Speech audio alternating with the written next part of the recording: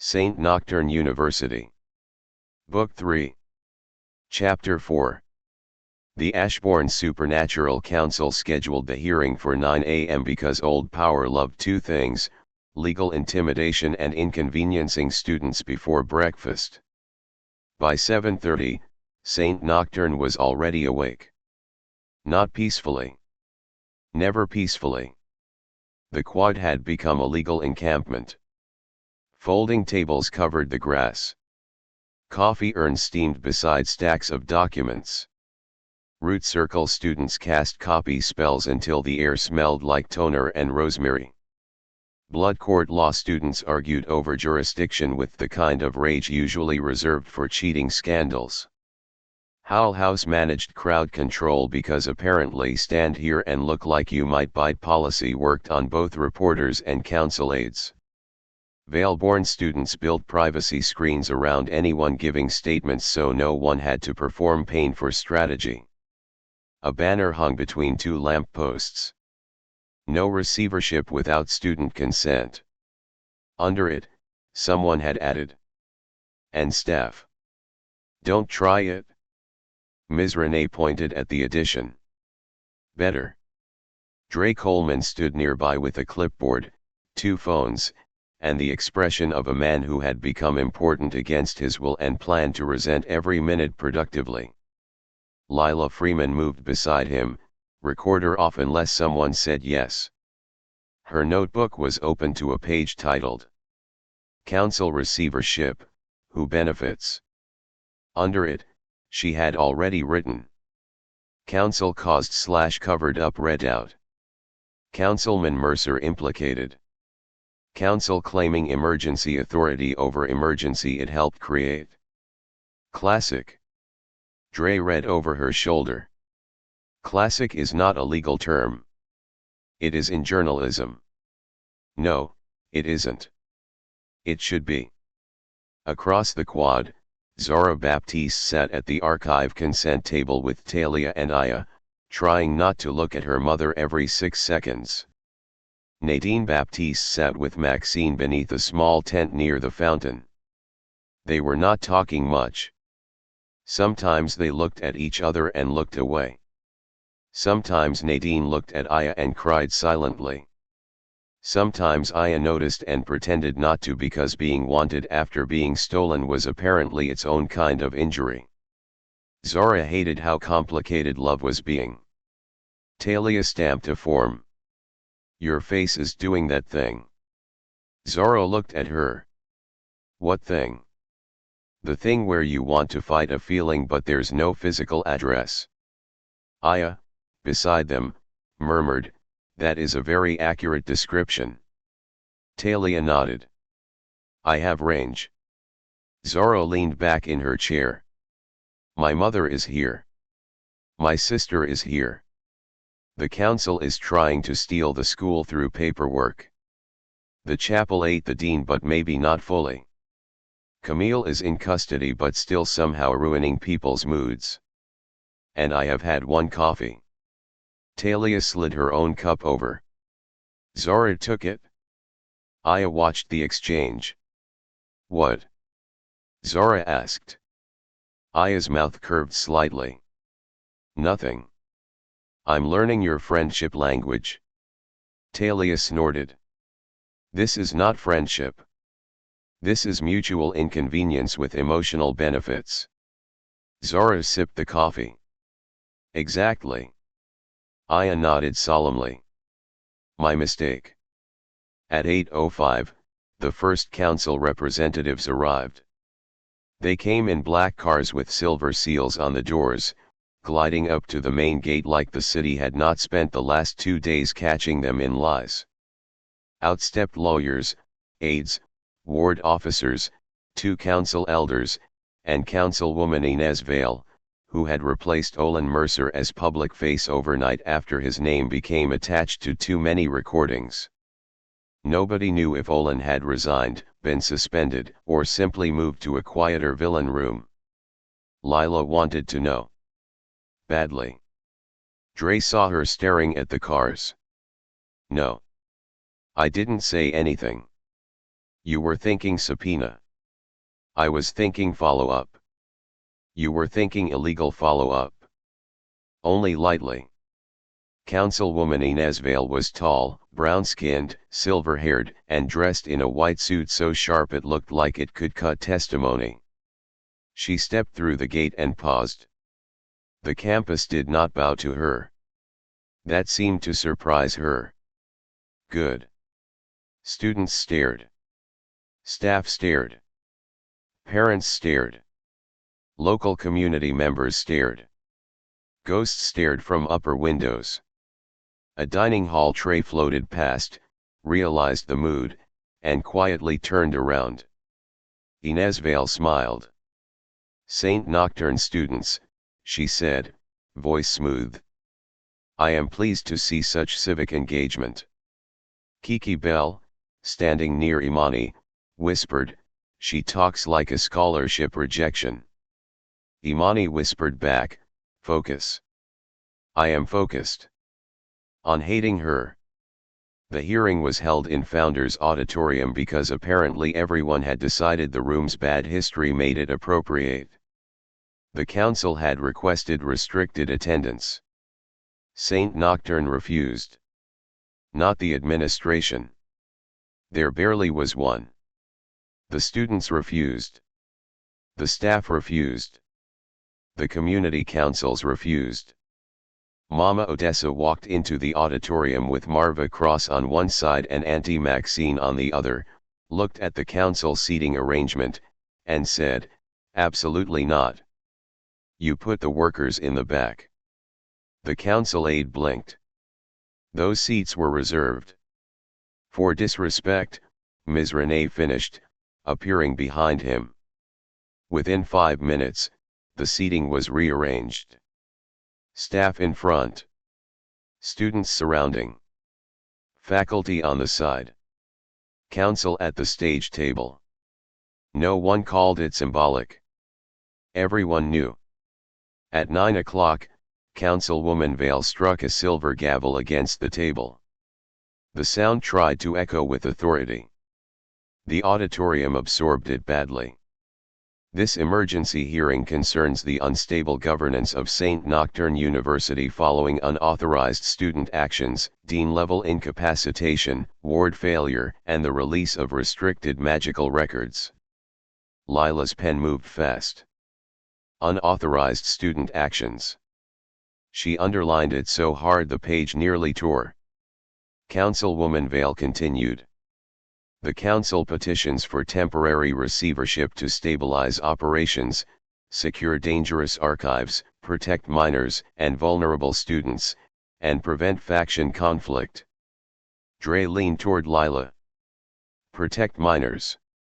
Lila whispered, some first years are 17. Dre's face hardened. They're using that. At the student table, Nia Bellamy sat very still. Brielle noticed. You okay? Brielle whispered. Nia did not look away from the council.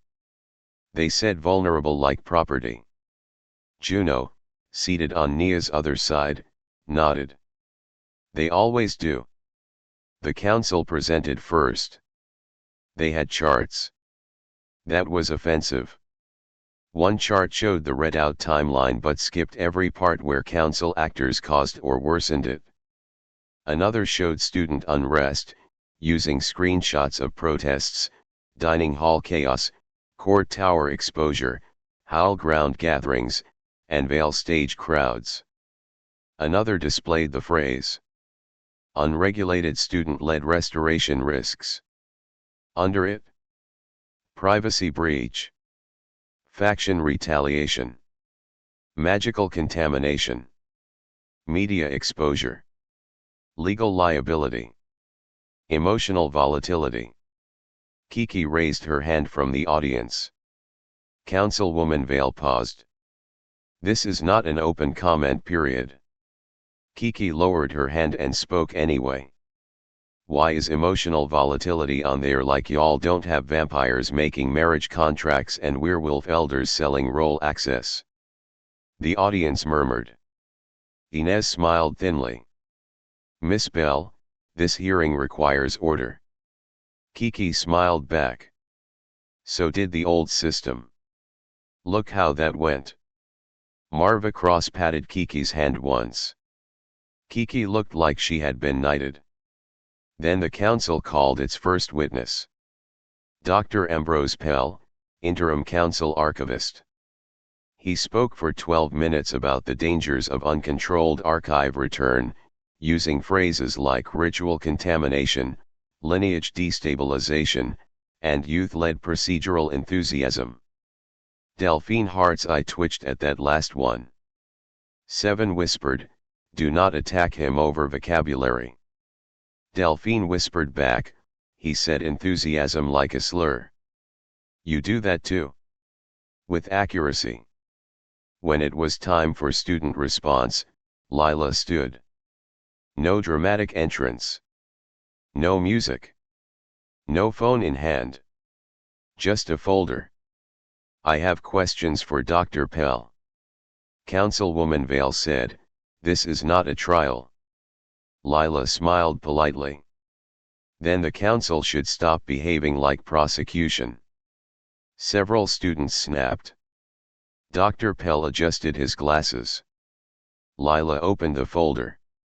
"Dr. Pell, did the Council Ethics Archive receive Dr. Celeste Amari's memory suppression research?" "Yes." "Did Councilman Olin Mercer access it?" "I would need to review logs." Lila held up a page. "We did." The room shifted. Dr. Pell's face changed. Lila continued. "Did council actors classify Nia Bellamy as not a liability yet?" Councilwoman Vale leaned forward. "That phrase is unverified." Dre stood and handed Lila a transcript. "Verified by audio, witness, and archive log." Lila placed it on the projector. Olin Mercer's words appeared across the screen. "The Bellamy girl is not a liability yet. The Voss boy is. The Baptiste line becomes one if the sister record surfaces." The auditorium went cold. Nia's hand clenched.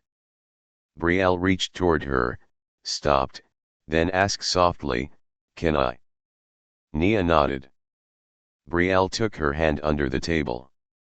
Councilwoman Vale's face remained controlled. "Barely." Lila turned back to Dr. Pell.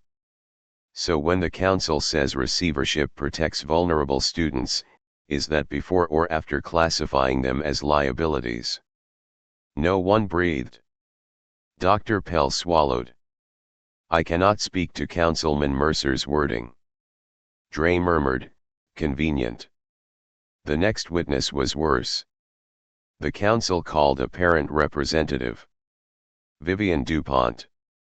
Serafina's mother entered in a cream suit, diamonds at her throat, smile polished enough to reflect blame. Serafina sat very still beside Malik.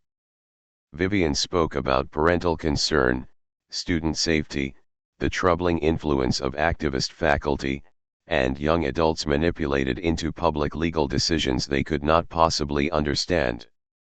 Then she looked directly at Serafina. "My daughter, for example, was pressured during a crisis to release family-controlled assets without proper counsel." Serafina's expression did not move. Malik's hand curled under the table. Celia St. Crown leaned back, eyes narrowing. When Vivian finished, Serafina stood. The room quieted. She walked to the witness table with a folder in hand. No one had called her. She came anyway.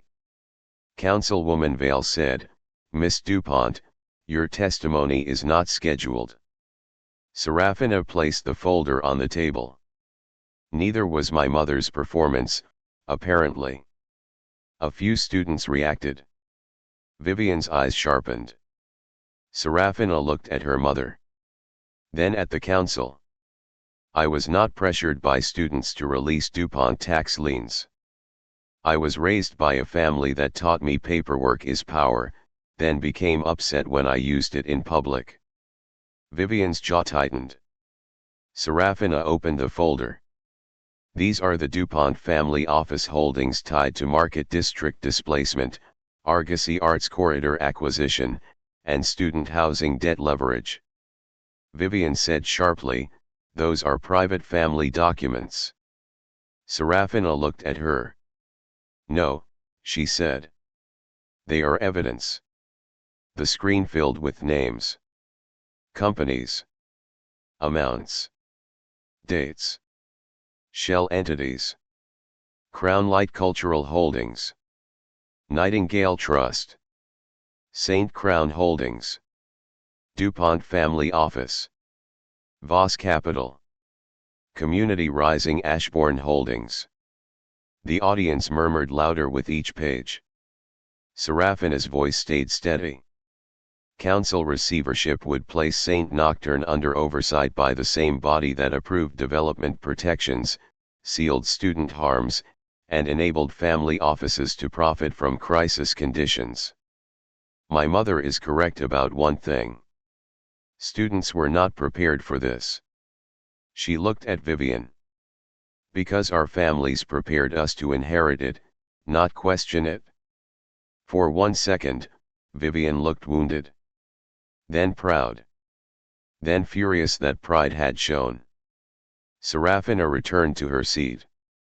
Malik whispered, "That was. Do not." He shut up. Celia, beside them, said softly, "Well done." Serafina blinked.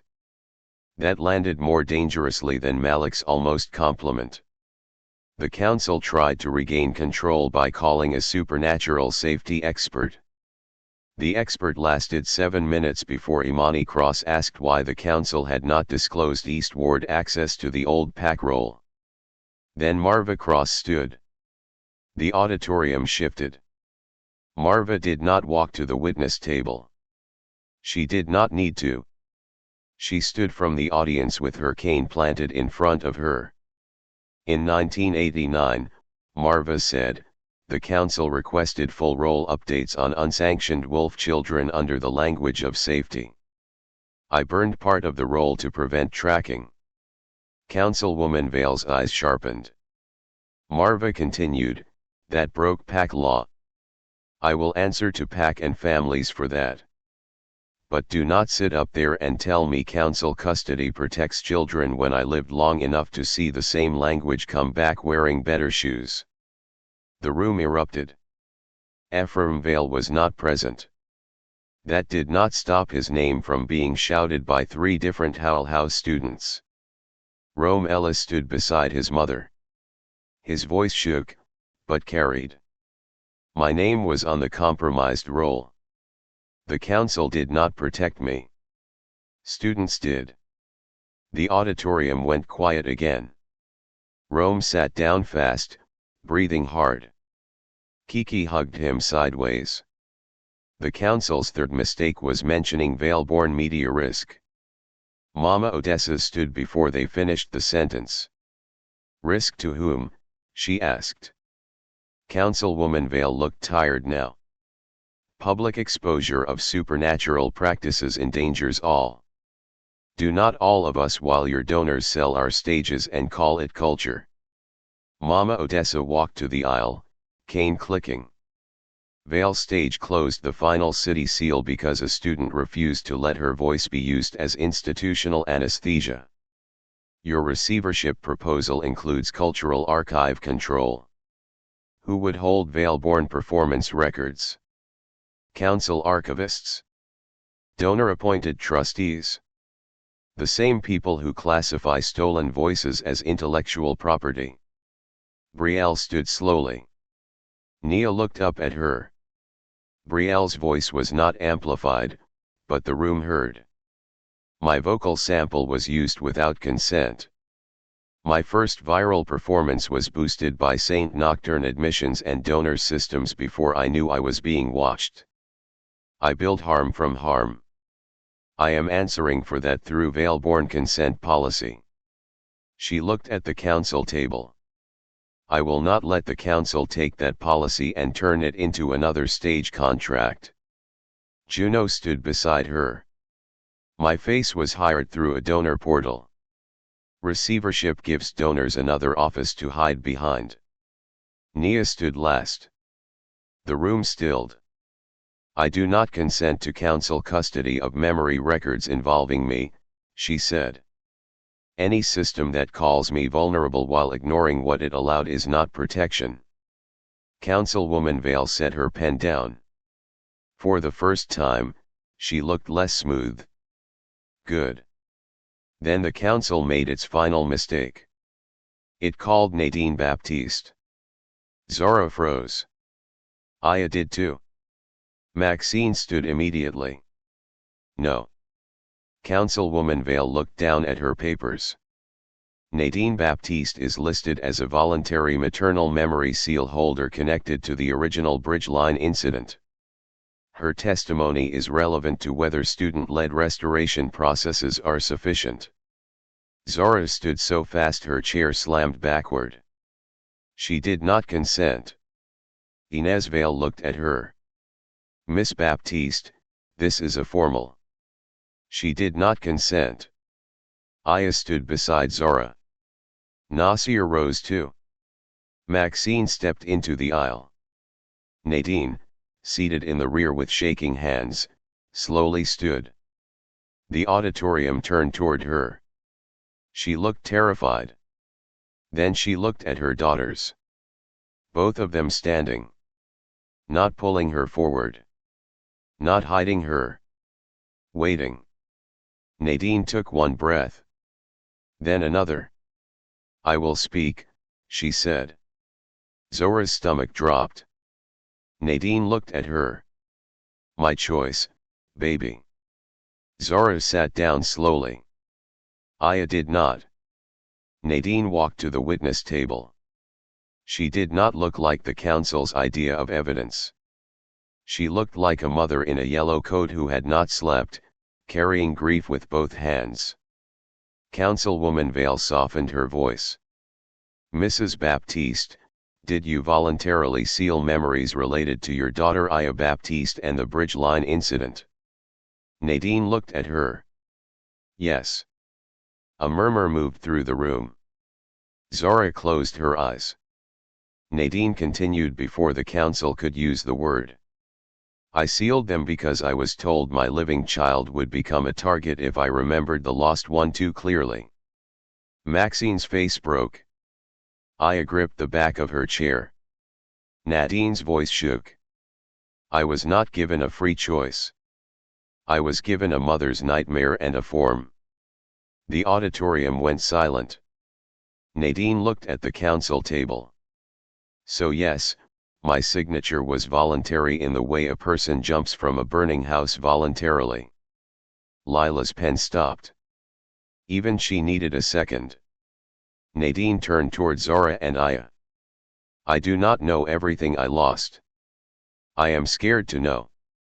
I am scared not to. But I want the choice with my daughters, not from a council trying to use my pain as proof that students cannot govern records. Councilwoman Vale said carefully, you believe the student structure can protect you. Nadine looked at Nia. At Brielle. At Aya. At Zora. At Maxine. At the staff in the front row. I believe people who know they are dangerous are safer than institutions that insist they are not. No one clapped. It was too heavy for applause. But something moved through the room. Recognition. Nadine returned to her seat. Zora stood as she passed. Neither spoke. Nadine touched Zora's hand once.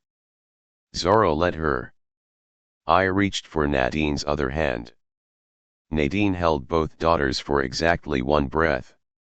Then let go. The hearing should have ended there. It did not. Power hated losing gracefully. Councilwoman Vale called a recess. During recess, the council aides huddled near the stage. Students swarmed the hallway. Reporters outside shouted questions through the closed doors. Root Circle students refreshed legal feeds. Blood court students debated whether receivership could be blocked through emergency injunction. Hull House formed a snack line.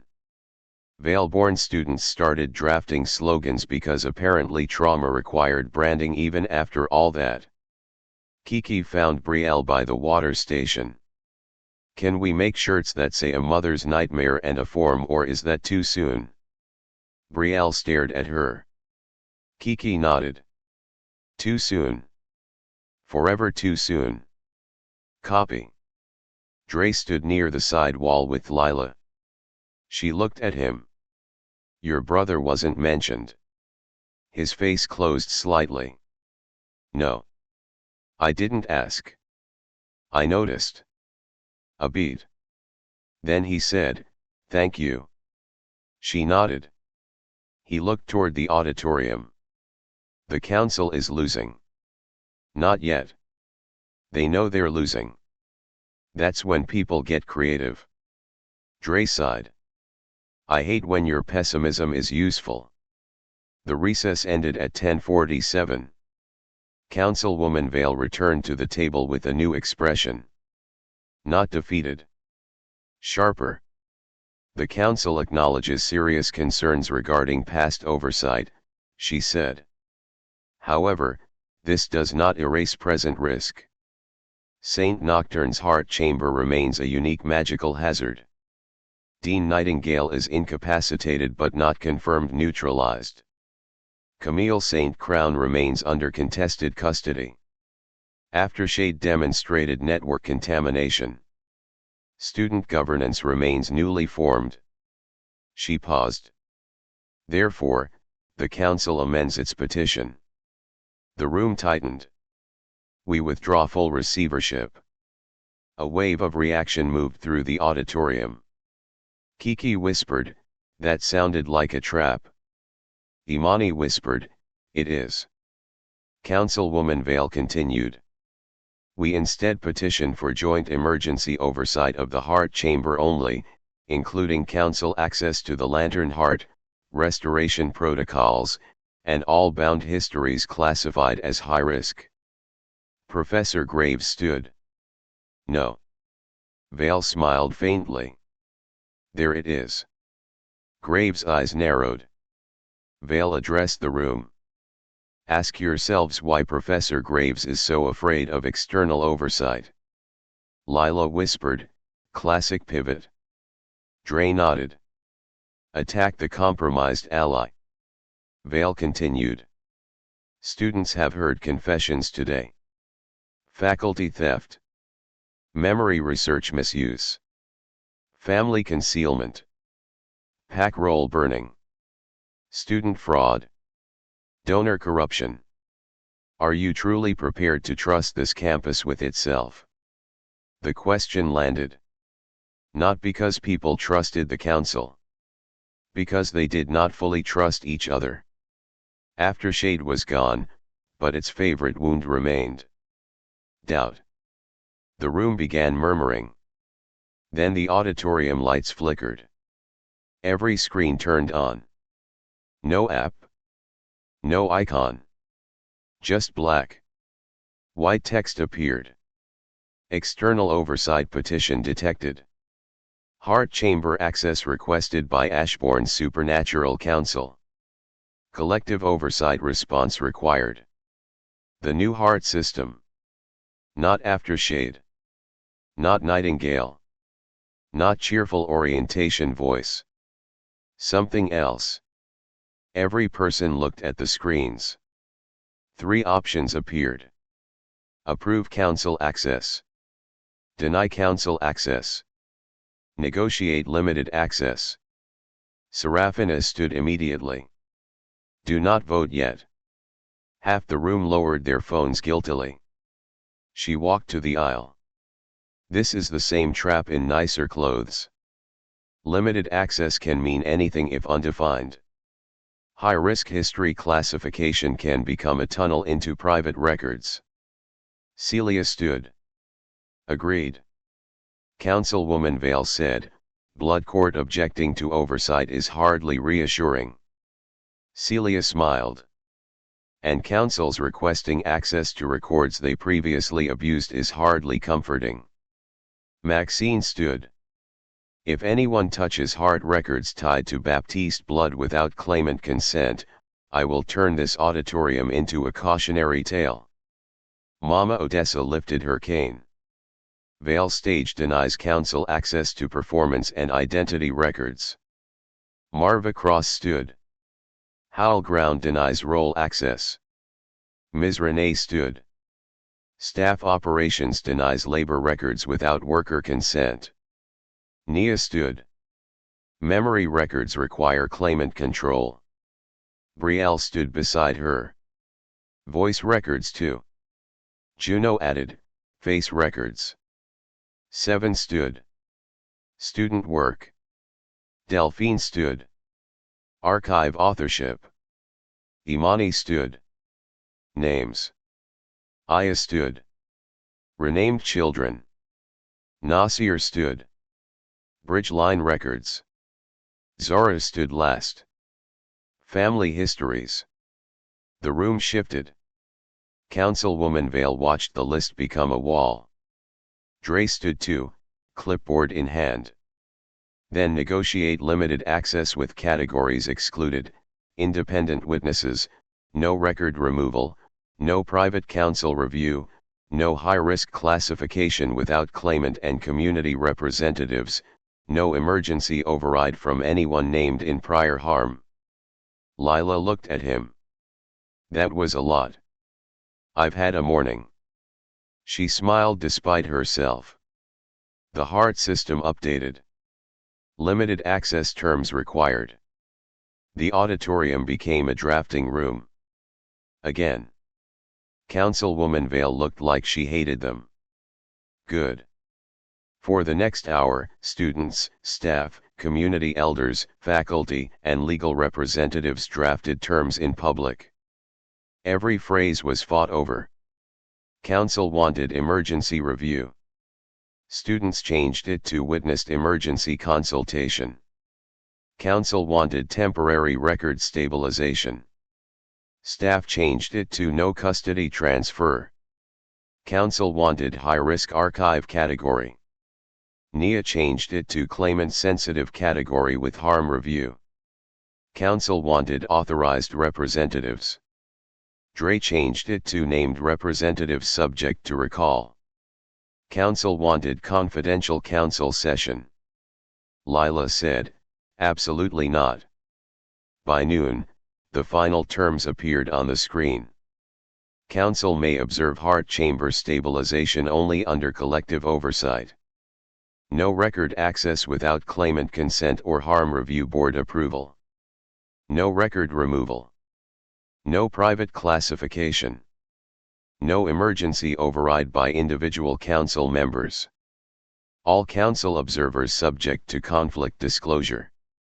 Olin Mercer, Ephraim Vale, and any affiliated subcommittee members barred pending investigation. Councilwoman Vale stared at that last line. Lila smiled politely. Problem. Vale's jaw tightened. No. The auditorium voted. This time, the vote was boring. Slow. Documented. Clear. Limited access passed with restrictions. Full receivership failed overwhelmingly. When the result appeared, the auditorium erupted. Not in wild celebration. In exhausted triumph. Students hugged. Staff clapped. Parents cried. Reporters outside shouted louder when they heard. Kiki stood on a chair and yelled, "We defeated paperwork with worse paperwork." Dre shouted, "Better paperwork." Kiki pointed at him. That too. Councilwoman Vale gathered her papers. Before leaving, she looked at Zora, Aya, Nasir, Nia, Brielle, Imani, Malik, Serafina, Lila, Dre, 7, and Delphine. "This is not over," she said. Talia, from the back, lifted her bat. "It never is. We go here." Vale left. The auditorium doors closed behind the council. For one full second, the room was quiet. Then the cheerful orientation voice came through the speakers. Congratulations, Saint Nocturne community. Council receivership avoided. Please note that avoiding external takeover does not excuse overdue committee deliverables. Everyone groaned. The voice continued. Dining hall lunch begins in 15 minutes. Today's soup is tomato. A pause. Correction, due to red beverage restrictions, today's soup is emotionally neutral squash. Kiki yelled, "Who programmed this?" Ms. Renee raised her hand. The room laughed. Outside, sunlight hit the quad like the campus had not nearly been stolen by legal procedure. Zora walked out with Aya on one side and Nadine on the other. Nobody said anything for a while. Then Nadine said, "I would like to meet somewhere quiet tonight." Zora looked at her. Aya did too. Nadine's voice trembled but held. Not to open the whole memory. Just to sit. Maybe start with what we know without forcing what we don't. Zora swallowed. Aya looked at her. Zora nodded slowly. Okay. Aya's eyes filled. Okay. Behind them, Maxine stopped walking and pressed a hand to her mouth. Talia appeared beside Zora. "Can I come?" Zora stared. "To my family trauma dinner." Talia shrugged. "Not for the trauma. For safety. Also, I don't trust your family not to accidentally summon a basement." Nadine looked at Talia's bat. Then at Zora. "She can come." Zora closed her eyes. "Of course you like her." Aya smiled. "She has a bat." Nadine nodded. "Practical." For the first time since Nadine arrived, Zora laughed. It was small. It was real. It did not fix anything. It did not need to. Across the quad, the black cars rolled away from Saint Nocturne's gate. Inside the last car, Councilwoman Inez Vale sat in silence. A council aide beside her said, "We lost receivership." Vale looked out the window at the university. "No," she said. "We lost the first petition." The aide swallowed. "And the students?" Vale's reflection in the glass smiled faintly. "They have built a government out of wounds, guilt, appetite, and adrenaline. It will crack." The car passed beneath the iron arch. Behind them, Saint Nocturne's banners lifted in the wind. Inside the sealed chapel, the lantern heart glowed steady at 100%. Then, for the first time since stabilization, a tiny shadow moved inside it. Not Dean Nightingale. Smaller. Younger. A child's voice whispered from the heart chamber floor. "Now can I come out?"